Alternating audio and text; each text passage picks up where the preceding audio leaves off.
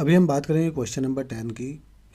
आपको classical theory of organisations के बारे में बात करना है। हालांकि ये क्वेश्चन पहले भी आ चुका है, जिसके बारे में हम पहले डिस्कस कर चुके हैं।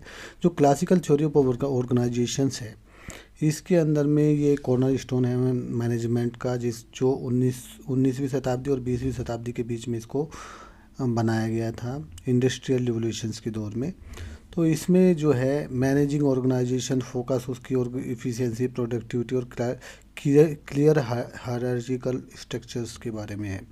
इसके जो है 3 प्रिंसिपल है, जैसे कि मैंने बताया था कि scientific, administrative and bureaucratic management. तो इसमें जो साइंटिफिक मैनेजमेंट है वो फेडरिक के द्वारा बताया गया था। उसने एम्फेसाइज किया था साइंटिफिक मेथड को।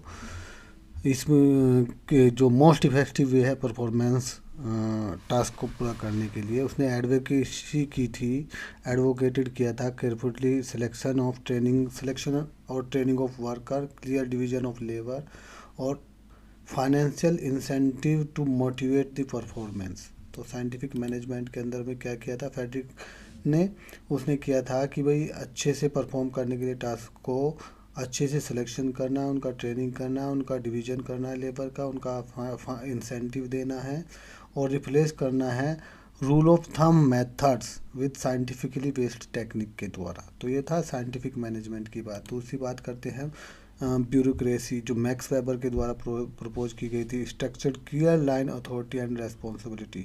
इसमें क्या था, स्ट्रक्चर्ड किया गया था clear line authority and responsibility को। इसमें रूल एंड रेगुलेशंस बनाए गए थे, प्रोसीजर्स बनाए गए थे जो बिल्कुल फेयर होंगे और कंसिस्टेंट होंगे।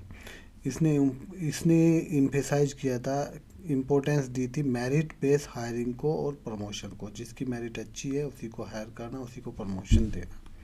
नेक्स्ट जो है वो आता है एडमिनिस्ट्रेटिव प्रिंसिपल या एडमिनिस्ट्रेटिव मैनेजमेंट। इसके अंदर में क्या थे, ये हेनरी फ्योल ने दिया था इसको। इसमें 14 प्रिंसिपल्स है, जैसे management including unity of command, diversion of labour, division of labour, scale chain and ये सारी चीज़ें आती हैं इसके अंदर। एडमिनिस्ट्रेटिव थ्योरी हेनरी फ्योल ने जो दिया था, इसने फोकस किया था, focus on the function of the management such as planning, organising, commanding, coordinating and controlling. ये सब चीज़ें एडमिनिस्ट्रेटिव के अंदर में आता है। अब इसका क्रिटिसिज्म भी हुआ था क्लासिकल थ्योरी का। उन्होंने कहा था कि भाई ये सिर्फ स्ट्रक्चर्ड है इफ़िशियंसी के बेस पे, इसमें इंसान के बारे में कुछ नहीं सोचा गया है। ये क्लियरली जो है मैकेनिक्स के ऊपर डिजाइन की गई है। नेगलेक्ट किया इसने social and psychological needs of worker को क्या है, अनदेखा किया गया है क्लासिकल थ्योरी ऑफ ऑर्गेनाइजेशन के अंदर में। ये काफ़ी टाइट है, फ्लेक्सिबल नहीं है, इसलिए ये बहुत दिक्कत देने वाली चीज़ है क्लासिकल थ्योरी ऑफ ऑर्गेनाइजेशन के अंदर। ये है क्रिटिसिज्म हुआ था इसका। लिमिटेड व्यू है ह्यूमन बिहेवियर के तौर पे इसका, वर्कर के बारे में इसमें अच्छे से नहीं सोचा गया है, एक्सटर्नल इन्वायरमेंट के कंसिडरेशन नहीं किया गया है। अच्छी बात क्या है the theory of organisation, classical theory of organisation की लिमिटेड चीज़ें होने के बाद भी क्लासिकल थ्योरी ऑफ ऑर्गेनाइजेशन के भी इसमें ये अच्छा इन्फ्लुएंस दिया इसने ऑर्गेनाइजेशन डिजाइन और मैनेजमेंट प्रैक्टिस के अंदर में। इसकी जो कंसेप्ट है, हायरार्की है, डिवीजन है, लेबर है, कंसेप्ट जो है, ये सब सारी चीज़ें रिमेन रिलीवेंट है ऑर्गेनाइजेशंस के लिए आज भी, और ये अप्लाइड की जाती है flexible and sensitivity of human factors में। तो क्लासिकल थ्योरी ऑफ ऑर्गेनाइजेशन के फाउंडेशंस है ऑर्गेनाइजेशंस के डेवलपमेंट में।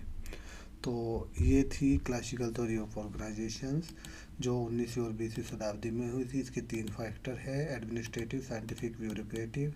इसके हर एक चीज़ के बारे में बता दिया। इसके बारे में जो क्रिटिसिज्म हुआ कि इसमें ह्यूमन को अनदेखी किया गया है और पूरा मैकेनिस्टिक है और रिगिड है और लिमिटेड व्यू है ह्यूमन बिहेवियर के बारे में, वो सारी चीज़ें मैंने बता दी। फिर भी आज की डेट में बहुत सारी चीज़ों में इसको यूटिलाइज किया जाता है ऑर्गेनाइजेशन के अंदर में, जो भी इसके पॉइंट हैं। तो आपका इसके बारे में पहले भी आया था क्वेश्चंस के बारे में, ये काफ़ी इंपॉर्टेंट क्वेश्चन है, इसके बारे में थोड़ा सा पढ़ लेना ताकि आप अपने एग्जाम में इसको अच्छे से लिख सको। Thank you.